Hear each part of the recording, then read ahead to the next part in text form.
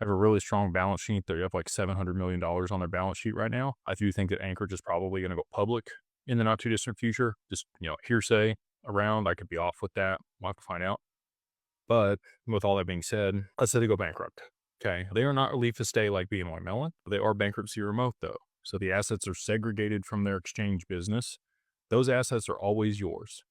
They will have to go through the bankruptcy process, but your assets sit there in kind and you will get access to them post bankruptcy. I don't know if there's anybody else besides BNY Mellon, but that sounds like a good thing. Another trust bank steps in immediately, takes over.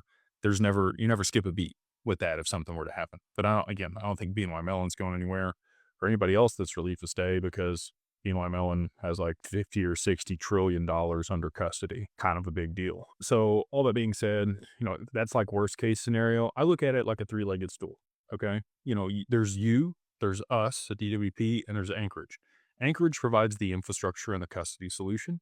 We provide advisory on the other side of the multi-sig. And then, you own the assets and you're the other side on the account. Any one of those legs can kind of get kicked out and it's still standing. So, Anchorage goes bankrupt. Cool. We go through the bankruptcy process. Your assets are still there. We're still your advisor. No problems. We go out of business. Something happens to DWP. That's fine. You can, have your RIA or another RIA set up with Anchorage. You move your account over to them. They manage it for you. God forbid something happens to you. We have beneficiaries on the accounts to make sure that there's continuity and management of the assets and your family gets them or whoever you designate.